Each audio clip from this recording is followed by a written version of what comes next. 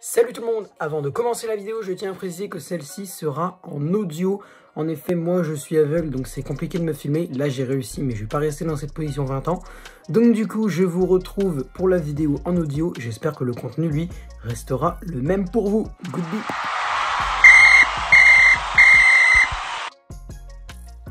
Salut tout le monde, c'est le football à l'aveugle. On se retrouve aujourd'hui pour une nouvelle vidéo.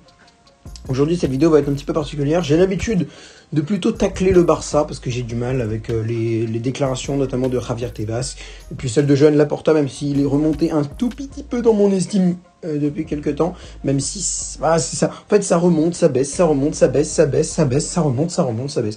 C'est un peu chelou avec ce gars. Je ne sais pas vraiment quoi en penser, mais c'est vrai que la vie est plutôt négative à son sujet. Bref, alors aujourd'hui, on va plutôt parler du Paris Saint-Germain. J'ai décidé de réagir à la vidéo de Romain Molina que j'ai vue en retard il y a 20-30 minutes. Après, je suis parti voir quelques vidéos à ce sujet, enfin une vidéo et un live. Non, je voulais en voir deux autres, mais elles ont été supprimées ou enlevées, je ne sais pas pourquoi. Celle de Saïs Panam et Romain parle du PSG, je voulais voir, mais annulée. J'ai pas vu. Et celle de Papa Furax, celle-là, je l'ai vue. J'ai vu au moins 3 minutes sur 5 de la vidéo. Bref, alors du coup, ce qui s'est passé, déjà, je vais mettre la vidéo de Romain Molina dans la description de cette vidéo-là, parce que faut la voir, franchement, faut la voir, et pas parce que c'est un tissu de mensonges, parce que j'ai pas envie de dire que c'est de la merde, parce que moi j'ai aucune preuve à ce sujet pour dire oui, il a tort, machin. Pour moi, il ne dit que la vérité, je peux pas le prouver, mais lui, j'en pense que il le peut. Comme dit Papa Furax, je pense pas qu'il va monter un tel scénario de bordel parisien, parce que j'appelle ça, moi, je l'appelle ça comme ça, le bordel parisien, pour juste comme ça, quoi. Il va pas faire une enquête de plein de mois, de 3, 4, 5, plus de mois encore, plus une enquête mensuelle, une enquête de plusieurs mois, juste pour raconter n'importe quoi. Je pense que ce qu'il dit est vrai et il le prouvera s'il a besoin de le faire. Bref, donc, aujourd'hui, je voudrais réagir à ça. Alors clairement, je vais pas dire que j'ai tout compris de la vidéo, pas parce qu'il a mal expliqué, il a très bien expliqué, mais plutôt parce qu'il y a des tonnes et des tonnes de noms. Mais justement, c'est ça qui est encore pire dans ce bordel parisien, c'est qu'il y a tellement de noms et il y a tellement de rôles. Personne n'a vraiment de rôle officiel. En fait, Nasser Al-Khelaifi, il peut parler à l'émir, mais sauf qu'il n'est pas le seul, sauf qu'en fait, il est en embrouille avec lui, qui lui-même est en embrouille avec lui, et lui, il est en embrouille avec elle, sauf que lui, il a fait venir machin pour emmerder encore plus le monde, donc elle s'est barrée, sauf que... c'est bon, quoi. C'est bon, les mecs, vous vous décidez à la fin. Hein, franchement, je suis désolé, hein, mais les Qataris, là, comme ça, franchement, il n'y a personne des Qataris qui va voir cette vidéo. Donc, je vais parler sûrement dans le vide, ou au moins, je vais parler à mes abonnés qui me regardent. Donc, dédicace à vous si vous me regardez, big up.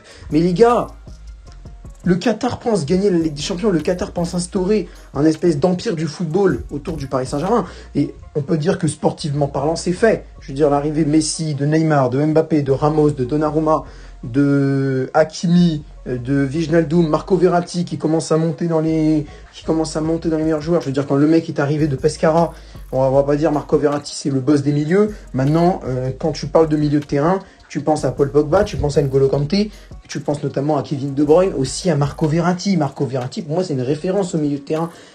Et justement, maintenant, Paul Pogba en plus, Paul Pogba qu'on essaie de faire venir.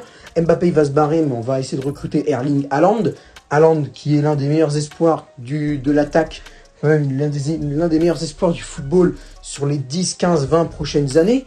Donc autant dire quand même, on ne parle pas d'un mec de National 3 qui est surveillant dans un collège de Meurthe-et-Moselle à ses heures perdues. Non, on parle de Erling Braut Haaland. C'est pas rien. On parle aussi d'Ousmane Dembélé qui est international français. Enfin bref, le Paris Saint-Germain, sportivement parlant, il a instauré pour moi un empire du football qui est suffisant. Mais quand tu vois l'organisation de l'équipe, je veux dire, enfin, je sais pas. En fait, moi j'ai besoin, sûrement parce que j'ai encore 16 ans et que je suis pas encore méga mature, méga capable de comprendre absolument tout. Moi, il me faut pas un méchant total dans l'histoire, mais il me faut quand même quelqu'un sur qui je peux dire hey, toi, t'as vraiment mal géré. Mais t'en as pas, en fait. T'en as pas parce qu'il y a des dossiers sur tout le monde. Il y a des dossiers sur presque tout le monde. La seule personne qui a l'air d'avoir à peu près bien joué son rôle, c'est Sophie Jourdain, que je ne connais pas. Hein. J'ai déjà entendu son nom une fois, mais je connais pas du tout qui c'est. Je connais pas du tout qui c'est. Bah oui, c'est extrêmement français, ça va, bravo. Ah bah bravo, non mais vraiment, mais c'est magnifique. Bref, du coup, je ne sais pas du tout qui est Sophie Jourdain, mais de ce que j'ai entendu, bon, elle a l'air d'avoir à peu près géré, mais elle en avait marre de ces gars-là. Franchement, les mecs, comment voulez-vous instaurer un empire sportif, gagner des trophées en masse? Parce que la Ligue 1, la Coupe de France, c'est bien gentil, mais mine de rien, maintenant, ça serait bien d'innover un peu les bails. Donc, peut-être, éventuellement, gagner la Ligue des Champions. Le seul problème, c'est que, enfin, ça, je développerai pas mes arguments contre le Qatar parce que ça y est, je suis devenu anti-Qatar. Je suis devenu anti-Qatar. Et ceux qui veulent me dire, oui, mais le Qatar, c'est devenu une des puissances mondiales. Enfin, c'est devenu, c'est ce qu'il faut. C'est ce qu'il faut pour le PSG. Déjà, je vous dirais deux choses. Je vous dirais premièrement, qu'est-ce qui a changé au PSG depuis 2011? On n'a toujours pas gagné la Ligue des Champions, déjà, premièrement. Et deuxièmement, si vous pensez que c'est la meilleure chose, allez voir la vidéo de Romain Molina. Vous verrez. Franchement, clairement, je vous dis, le Qatar n'est pas une bonne chose pour le Paris Saint-Germain, selon moi. Mais ça, je ne développerai pas aujourd'hui. Mais comment voulez-vous instaurer quelque chose de précis au Paris Saint-Germain quand tout le monde a des rôles qui ne sont absolument pas établis? On aurait dit un serveur Discord avec un mec qui ne sait pas gérer les rôles des utilisateurs. Clairement, on ne sait pas Nasser Al-Khelaifi, il a quel rôle. On ne sait pas Youssef, je ne sais plus son nom, il a quel rôle. Les trois frères Bessédic, c'est pareil. En fait, c'est les mecs... Enfin, ils ont tous des trucs à se reprocher l'un et l'autre, mais personne n'a de vrai rôle. Genre, les frères Bessédi qui sont pas directeurs sportifs, Nasser Al-Khelaifi n'est pas vraiment président, parce que t'as pas vraiment de président, parce que c'est l'émir le président, sauf que l'émir il est jamais là, donc il lègue à lui, sauf qu'en fait lui, il est aussi un petit peu dans le viseur de lui, et lui il gère un peu, mais lui il est en guerre contre Thomas Tuchel, contre Pochettino, contre Antero Henrique, contre Leonardo. En fait, il aime personne, ce gars. Il aime personne, Jean-Martial Rible. Je sais pas si je prononce bien, mais il aime personne en fait. Je suis désolé. À un moment, alors je dis pas Antero Henrique, de ce que j'ai entendu, je suis pas méga fan de lui. Mais Leonardo, un peu pareil. Mais Thomas Tuchel et tout, enfin, va falloir être... Enfin, les mecs, essayez de vous entendre. Si je veux bien, alors pas de problème. Le but du Qatar, c'est le fric, c'est l'argent. Mais sauf que le fric et l'argent, tu les gagnes avec les trophées aussi. La Ligue des Champions, ça peut servir. Alors, désolé, hein, mais votre stratégie pour gagner la Ligue des Champions, ça fait 11 ans qu'elle se casse la gueule complètement. Alors, 11 ans, je suis peut-être un petit peu violent parce qu'au début, il fallait un petit peu s'installer. On va dire, ça fait depuis 5 ans. Ça fait depuis 2017, je suis désolé, hein, mais là, depuis 2017 et l'arrivée de Neymar et Mbappé, que pour moi, le truc se casse la gueule. Alors, il y a eu des pas de chance. Le Barça, la remontada, c'était pas de chance, clairement, puis l'arbitre, on va pas revenir. Mais il n'y a pas eu que ça, quoi. Je veux dire, c'est très bien de cracher sur l'arbitre et de dire que c'est n'importe quoi. Mais moi, j'ai entendu des choses comme quoi les joueurs parisiens, ils avaient un excès de confiance avant le match. Va falloir se calmer, les gars. Les mecs, apparemment, on les a vus dans un restaurant en train de fêter leur victoire. Alors, très bien, il y a 4-0. Sauf que, petit problème technique, au cas où tu l'aurais oublié, je préfère te le rappeler, on ne sait jamais. On s'est fait éclater 6-1 au retour. Alors, oui, on a gagné, c'est bon. Bah non. Tu te le gardes. S'il te plaît, tu te le gardes. Merci. Donc, il y a eu ça, il y a eu Manchester United avec la main qui n'est pas vraiment une main, enfin, la main qui n'est pas censée être comptabilisée apparemment, d'après ce que j'ai compris, mais il y en a d'autres matchs. T'as d'autres matchs. Le Real Madrid en 2018, c'est une catastrophe ce match. Et puis, je suis désolé, on dit vraiment que Marseille n'a aucune matière à se moquer du PSG parce qu'eux ne gagnent rien. Mais quand tu vois l'effectif qu'a le Paris Saint-Germain et ce qu'il fait en synchronisation avec cet effectif, ce qu'il fait avec cet effectif-là, c'est que dalle. La Ligue 1, la Coupe de France, Guingamp, ils ont gagné la Coupe de France sans Neymar et Mbappé, hein, les mecs. Guingamp, ils ont gagné la Coupe de France avec Claudio Beauvu, avec Christophe Mandane, avec des mecs qu'ils ont développés, pas forcément besoin d'acheter 4 ou 5 millions d'euros. Je prends l'exemple, parce que hier j'ai eu un débat par rapport à ça, je ne vois pas en quoi les supporters ont quelque chose à voir là-dedans, du moins sur le plan que je veux aborder. Moi, c'est le plan que je veux aborder, c'est le fait que Paris n'achète pas assez en Ligue 1, Paris n'attend pas assez. On est dans un système qui est anti-développement en fait. Laissez tranquille les gars, laissez les joueurs s'installer. Attendez 1, 2, 3 ans, parce que mine de rien, là, Roberto Firmino, Mohamed Salah, Sadio Mané, c'est tous des gars. Et je crois Mané et Salah, ce sont deux qui ont été achetés en première ligue. Et Firmino, acheté dans un petit club de Serie A, pas la peine de t'acheter Haaland et Dembélé pour essayer de gagner. Essaye d'aller plus bas, de voir des mecs en devenir. Liverpool, ils ont été tranquilles. Je crois qu'ils ont recruté Firmino et Salah, je crois en 2017, entre en 2015 ou 2017, je sais plus. Ils ont attendu, et hop, ils ont gagné. Tout simplement parce que c'est très bien. Non, moi, en fait, j'ai l'impression de me contredire un peu, mais je pense pas que je me contredis dans ce que je veux dire. Je veux dire que le Qatar, il va falloir qu'il se penche sur la LDC. C'est très bien. Mais le problème, c'est que justement, ils sont trop focus LDC, en fait. Je dis qu'il faut la gagner. Hein. Il faut la gagner. Oui, il faut la gagner. Mais le seul problème, c'est que ça fait depuis 11 ans que les mecs sont focus LDC. Vraiment, c'est LDC, faut gagner la LDC, tu veux gagner la LDC, je veux que tu te prennes des cartons rouges pour la LDC, tu ne te blesses pas pour la LDC, je ne veux pas que tu te blesses. Vraiment, les mecs, je pense qu'ils sont sur une ils ont une pression constante sur les épaules.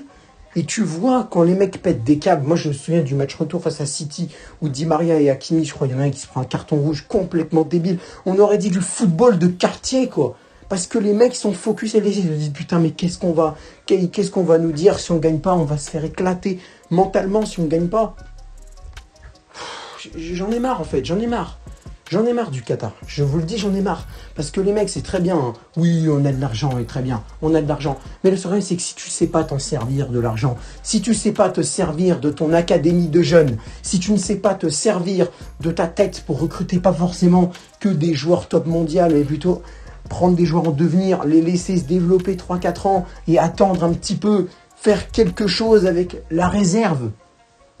Je le redis, faire quelque chose avec la réserve, attendre et pas tout de suite vouloir la Ligue des Champions. S'il n'y a pas de jeu, moi ce que je reproche à Pochettino, parce qu'on dit tout le temps oui, soit les supporters du Paris Saint-Germain veulent du jeu ou des trophées.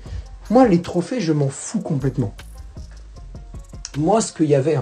Au bout d'un moment, oui, j'aimerais bien la gagner avec des champions. Mais là, pendant 6 ans, 2012, maintenant 5 ans, parce que j'ai commencé à suivre le Paris Saint-Germain en 2012-2013. Pendant 4 ou 5 ans, le Paris Saint-Germain jouait avec Ibrahimovic, avec Pastore, machin, Verratti qui commençait à monter, Marquinhos aussi qui commençait à monter. Bah, on n'a pas gagné la Ligue des Champions, mais on jouait bien. Franchement, je trouve qu'on était largement mieux. Là, depuis l'arrivée de Neymar et Mbappé, t'as l'impression qu'il y a des passes droits pour tout le monde. L'affaire Icardi... Le Paris Saint-Germain n'a pris aucune mesure contre Icardi. Vraiment, tu passes tranquille. T'es passé... vraiment, c'est comme si le mec n'avait aucun truc à se reprocher, à rien. Et moi, je trouve ça méga choquant, quoi. Méga choquant. Comment voulez-vous faire quelque chose de concret avec une organisation aussi pourrie ? Vraiment, c'est pourri votre organisation. Parce que vous ne savez pas vous entendre, parce qu'il y a tout le monde a un truc à se reprocher, parce que vous voulez faire comme si, accorder des passes droits par là. Sauf que le problème, c'est que les joueurs, ils sont pas complètement cons. S'ils ont des passes droits, ils vont se plaire à Paris. Mais le problème, c'est qu'ils vont se plaire à Paris, mais ils vont aussi mais accorder une moindre importance au football parce qu'ils sont dans un cadre qui leur plaît. Layvin Kurzawa, vous l'avez prolongé. Résultat, le mec, il joue pas. Hein. Il joue absolument pas. T'as Mendes et Bernat devant. Il joue pas, Kurzawa. Mais il s'en fout complètement. Kurzawa, ça n'a pas l'air de le déranger. Moi, tu me dis t'as Lyon. Je dis je ne joue pas à Paris. Et on me dit t'as Lyon, Galatasaray qui est sur toi. Déjà, je vais voir la situation à gauche à Lyon et la situation à gauche à Galatasaray. Je me dis est-ce que je vais jouer ou pas. Et à ce moment-là, moi, je vois que à gauche, à Galatasaray, par exemple, c'est pas méga fourni, bah j'y vais. Sauf que bah non. Bah non, il va pas se dire ça, Kurzawa. Parce que Kurzawa, il est blindé de thunes. Donc Kurzawa, il se dit, bon, je joue pas, mais d'un côté, je gagne des centaines de milliers. Donc, pourquoi bouger? Franchement, vous faites pas jouer un gars, et le salaire qu'il gagne est pourtant astronomique. Et je trouve ça honteux. Il n'y a vraiment aucune gestion des salaires, aucune gestion, pour moi, du développement des jeunes, aucune gestion en interne, il n'y a que dalle. Je vous le dis haut et fort, je comptais en faire une vidéo plus tard, et cette vidéo sera prévue. Si le PSG est éliminé en Ligue des Champions, il y aura une vidéo qui sortira pour officiellement déclarer que je suis contre le Qatar. Mais je le dis, c'est bon, j'en ai marre, je veux que le Qatar se barre. Ce que j'ai appris ces dernières années sur le Qatar, ce que je viens d'apprendre lors de la dernière heure qui a suivi, lors de la dernière heure qui a précédé cette vidéo, ce que j'ai appris me fout en rogne. Les dernières années, ce que j'ai vu me fout en rogne parce que les entraîneurs, tu ne les laisses pas tranquillement faire leur jeu. Tuchel, désolé, mais il n'était pas dégueulasse. Bon, Pochettino, par contre, si Pochettino s'en va, là, je ne pourrais pas trop leur en vouloir parce que j'en ai vraiment marre de Pochettino. Mais Tuchel, encore, ça allait. Il utilisait quand même, je trouve, pas mal Christopher Nkunku. Il y avait quand même une gestion des jeunes beaucoup plus intéressante. Sauf que non! Il n'a pas gagné la LDC et puis on s'entend pas avec lui. Donc faut le dégager. Mais Leonardo, tu t'entends avec qui en fait? Tu t'entends avec qui? Il y a qui en fait? C'est bon. C'est bon en fait. Moi j'en ai marre de cette gestion-là et de ces mecs qui se disent oui, on va gagner la Ligue des Champions, ça va pas. Ça va être très simple, mais ça va être très simple. Ça fait au moins 5 ans, 6 ans que tu aurais dû la gagner. Tu ne l'as pas fait. Alors il y a eu 2 ans où tu n'as pas eu de chance. Il y a eu la finale face au Bayern. Il y a eu la demi-finale face à Manchester City. Mais celle-là, face à City, c'était une catastrophe au retour. Et on se demande bien pourquoi. Pas parce que les joueurs ont une pression monumentale sur les épaules. Et d'un côté, ils ont une pression monumentale sur les épaules. De l'autre, il y a certains Sudam qui ont des passes droits monumentales. Et je trouve ça honteux. Bref, je pense qu'on va arrêter là pour cette vidéo parce que d'un côté, je sens pas que je pars en couille, mais plutôt que là, si je continue, je vais finir par dire des choses, pas que je ne pense pas, mais plutôt je vais m'auto-contredire sans m'en rendre compte. Peut-être même que c'est déjà un peu le cas. Donc si jamais j'ai dit quelque chose de chelou, enfin ça se trouve, c'est vous qui pensez mal que je me contredis et j'apporterai des arguments contraires au fait que vous pensez que je me contredis. Mais si vous avez un moment où vous trouvez que je me contredis et que j'ai rien à dire à cela, eh ben ça me surprendra même pas. Parce que je suis tellement énervé contre ce Qatar qui est totalement pourri gestionnairement, je ne sais pas, qui est tellement pourri dans la gestion d'un club de football parce que les mecs, déjà, premièrement, tout ce qui les intéresse, c'est l'argent. Deuxièmement, ils s'accordent des passes droits à qui le veut. Et troisièmement, j'ai même pas de troisièmement en fait. C'est juste, vous êtes pitoyable. Vraiment, le Qatar est pitoyable. Je le dis, le Qatar est pitoyable. Bref, bon, sur ce, c'est la fin de cette vidéo. N'hésitez pas à lâcher un like à cette vidéo. N'hésitez pas à partager cette vidéo sur les réseaux sociaux. N'hésitez pas à vous abonner à cette N'hésitez pas à vous abonner à cette vidéo. N'hésitez pas à vous abonner à la chaîne YouTube si le contenu vous a plu. Et évidemment aussi à commenter la vidéo. Ça, c'est le plus important. Même plus important que les abonnements et les likes. N'hésitez pas à commenter la vidéo pour me donner vos avis sur ça. Et dernière chose, à tous ceux qui pensent que je ne vais pas vous tacler méchamment, mais à tous ceux qui pensent que le Qatar est génial parce qu'ils ont fait venir Messi, Mbappé et Neymar, dites-vous une chose, on en a fait quoi de Messi, Mbappé et Neymar? Voilà, c'est la seule chose que j'avais à dire. Sur ce, au revoir.